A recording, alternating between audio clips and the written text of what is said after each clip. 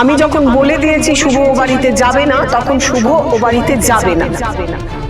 তোমরা কেউ ওকে বিরক্ত করবে না। চলো, এক্ষুনি ফিরে চলো। ও নতুন মেয়ে, শুনছো?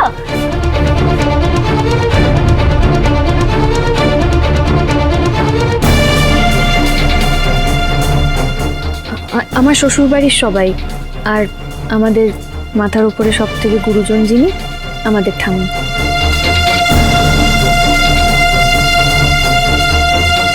শোনো না, সানির বিয়ে উপলক্ষে একটা অনুষ্ঠানের আয়োজন করেছি। আর সেই অনুষ্ঠানে তুমি হচ্ছে আমাদের প্রধান অতিথি, তোমায় কিন্তু তাড়াতাড়ি আসতে হবে। এটাই বাকি ছিল। এবার এই শুভদির এই বস্তির লোকজনদের সাথে থাকার জন্য আমাদের বাড়ির ক্লাসটা জাস্ট রুইন হয়ে।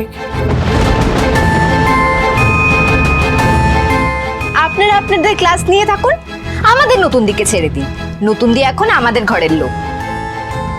ও যেভাবে কষ্ট করে আমার ছেলের বিয়েটা দিল, এবার থেকে তো ওকে আমরা মাথায় করে রাখবো। কালকে আমরা অনেক হই হই করব, আনন্দ করব। দেখেছো তো তোমরা এখানকার প্রত্যেকটা মানুষ আমাকে কতটা আপন করে নিয়েছে। তোমরা শুধু শুধু আর এখানে আমাকে বাড়ি ফিরিয়ে নিয়ে যাবে বলে আর সময় নষ্ট করো না। তাই এবার তোমরা এসো।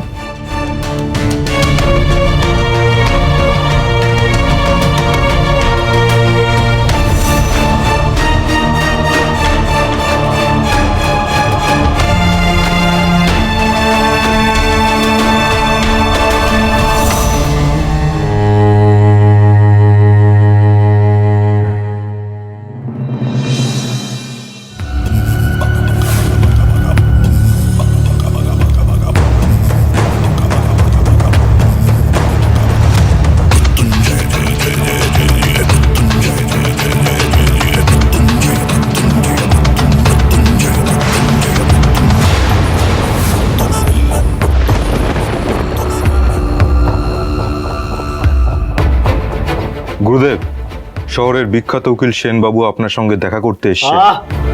গুরুদেব তো বলেছেন কারোর সঙ্গে দেখা করবেন না আজ, তাও কেন বিরক্ত করছো?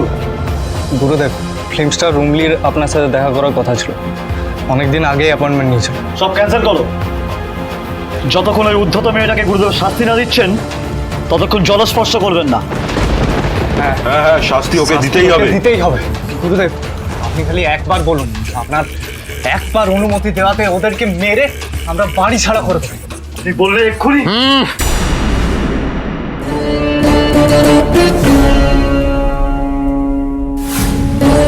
সোজা মারে কাজ হবে না,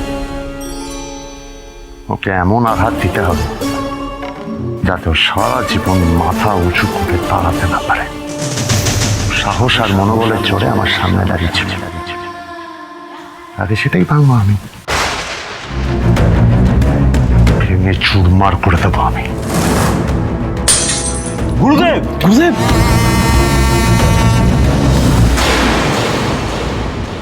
উৎসবের একটা ভিডিও করো, কিন্তু আমি দেখব কেমন। আর তোমরা সবাই মিলে ওকে দেখে রেখো। আসি রে মা।